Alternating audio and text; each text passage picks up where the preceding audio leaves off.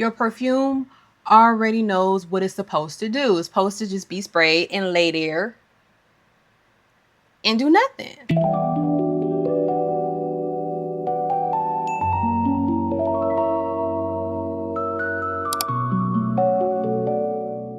What's up, everybody? It's me, Rissie B, and welcome back to my channel. If you're new here, hey boo, I'm so glad that you're able to find me. This is a place where beauty makes sense. No hype, no fluff, no filler, just real talk about the products, the shade, occasionally throwing some shade, and the techniques that are worth your time and money. Let's get into it, you guys. One of you guys asked me in one of my very first fragrance videos that was titled my 5 most complimented fragrances for working every day, what would I layer hard to get? Because they love the scent, but they found that it wasn't performing the way that they wanted it to perform. So today I'm gonna walk you through my whole entire perfume layering routine, from the shower all the way down to the final spray. I'm going to explain why each step matters and what I personally do. And I'm also going to share with you guys one of my best smart beauty tips ever when it comes to fragrances. How you can turn those deluxe perfume samplers into some personalized perfume oils. And no, this is not about to be about 20 different layering products and buying a more powerful perfume. This is about creating the right foundation so your perfume can perform at its finest. Let's get into it, you guys. Before we get into the routine, let me quickly explain to you guys what moisturization actually means when it comes to fragrances. Perfume doesn't just sit on your skin all day, okay? I don't know if you have noticed, but a lot of perfume contains a lot of alcohol in them. So after you spray your perfume, the alcohol actually starts to evaporate, and then the fragrance slowly releases into the air. And that's how you and everyone around you are able to smell it. But when your skin is very dry, fragrance can absorb way too quickly than we want it to. So in other words, think of your skin as being a canvas to your perfume.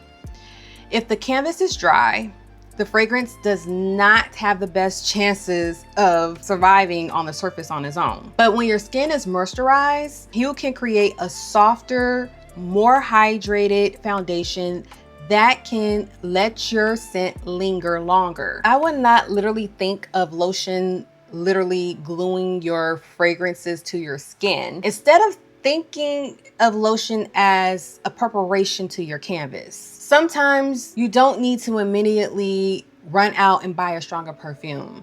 You just need to improve the foundation underneath it. And the foundation, believe it or not, starts in the shower. Your shower routine prepares your skin for everything you're going to apply afterwards. If your cleanser leaves your skin feeling extremely tight, extremely dry, or stripped, you may be already starting your fragrance routine on a bad note. That does not mean you cannot use a cleanser that doesn't give you a very good clean. Personally, I like to feel clean. Strip my skin, baby. You cannot talk me out of it. I love a good old product called SOAP, okay? I love a good soap.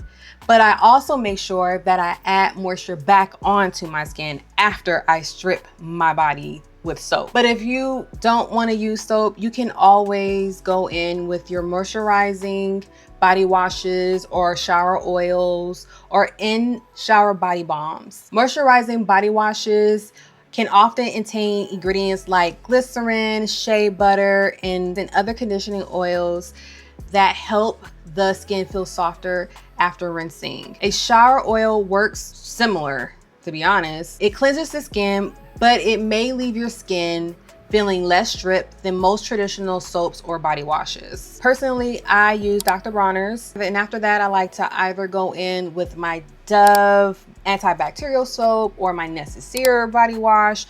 I gave you guys my whole entire body, pretty much my whole entire shower routine in one of my previous videos where I was talking about like my body care for the summer. Yeah, I pretty much broke all that down. So I'm cleansing first, but I'm not leaving my skin dry and hoping that my lotion is going to do all the work later on. My beauty tip here is simple. Your perfume should not be the first thing trying to bring life back into your dry skin. Your skin should already feel soft and moisturized before you even reach for your fragrance bottle, baby. Once I get out of the shower, I move into the body lotions and the body cream step. This is one of the most important parts of fragrance layering because it gives your perfume that moisturized foundation that it needs. And there are two different ways we can approach this step. We can use fragrance-free moisturizer as a blank canvas, or we can use a scented lotion or body cream that complements the fragrance you plan on wearing. Now let's start with the blank canvas. If you're new to the fragrance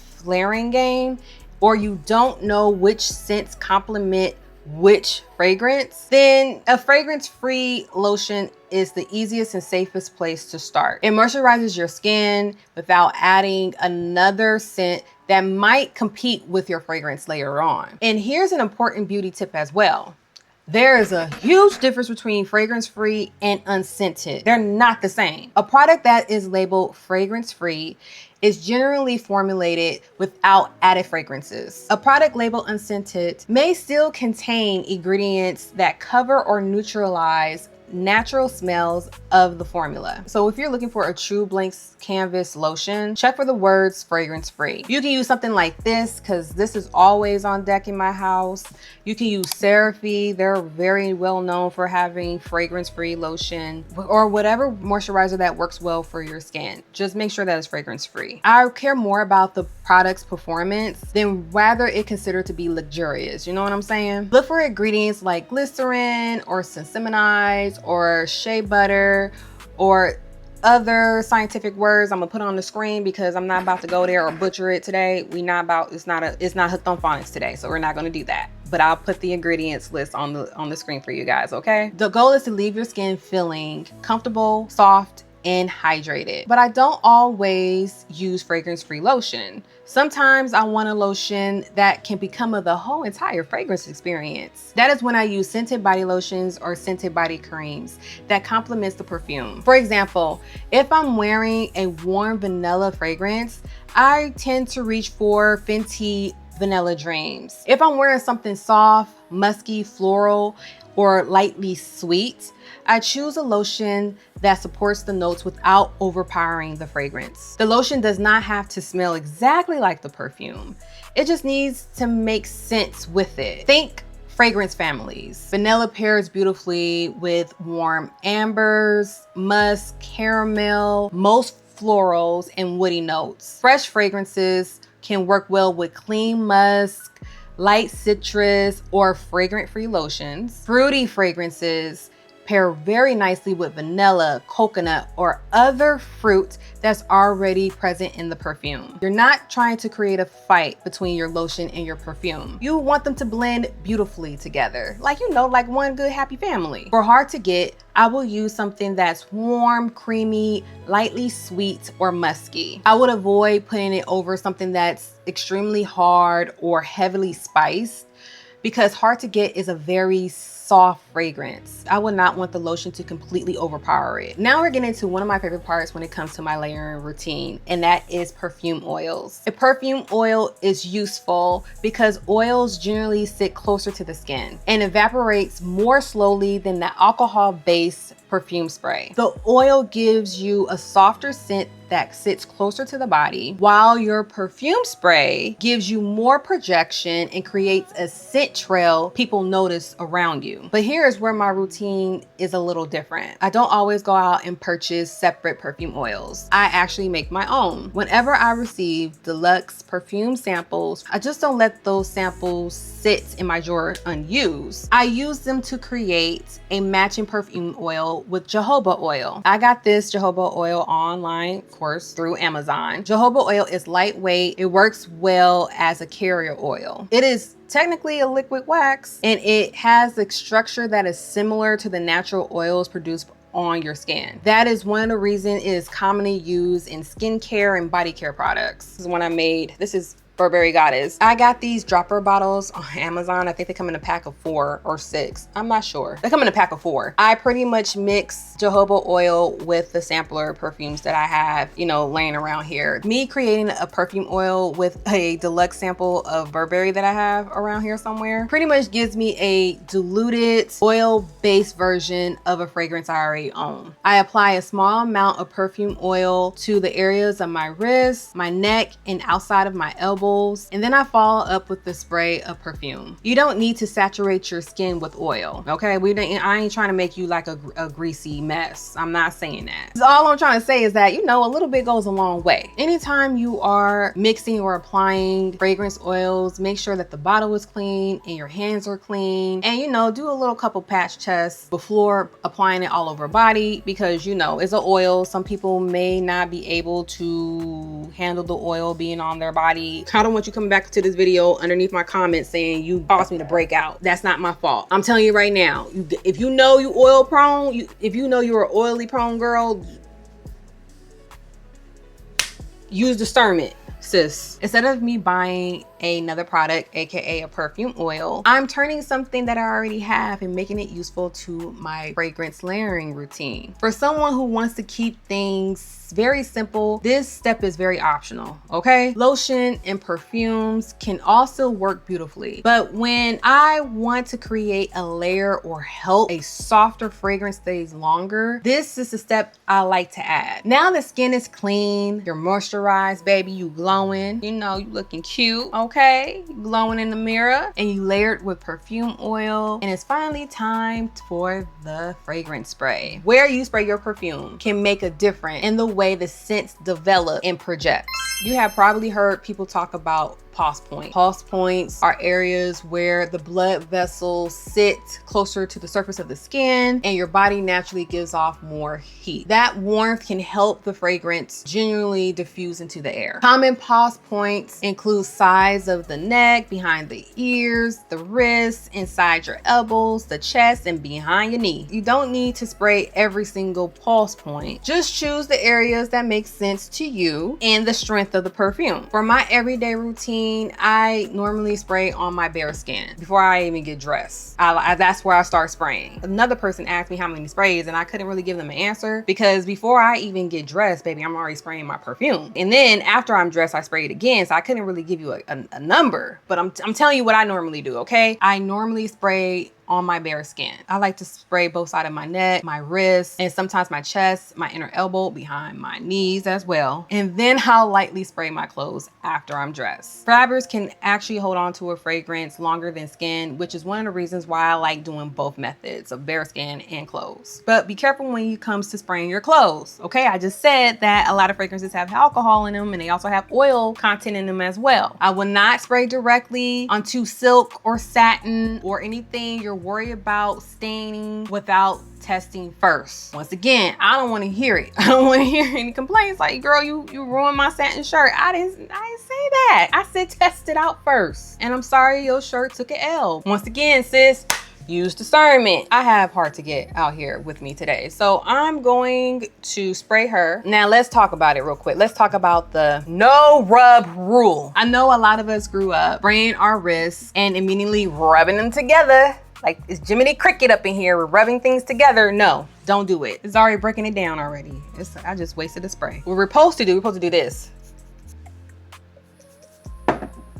And go about your life. Once I spray my perfume, I let it dry naturally. See, when you do this, you're not even letting the opening notes of your fragrance like even develop, because you're creating friction and heat, and you're not allowing the perfume to do what it do, which is to naturally dry. And then you get the top notes and the middle notes and the bottom notes. That's where all that comes from, when you let it dry naturally. And if you don't know anything about notes, let me touch on that real quick too, okay? The top notes are the notes you first smell when you first spray your perfume. They're often the lightest, the most delicate parts of the fragrance. So instead of spraying and rubbing, trying to force a perfume onto your skin, just spray it and let it do what it do, baby. Let it perform. Your perfume already knows what it's supposed to do. It's supposed to just be sprayed and lay there and do nothing. And I also try not to hold the perfume bottle too closely directly onto my skin. I might be guilty of that one. I said I try.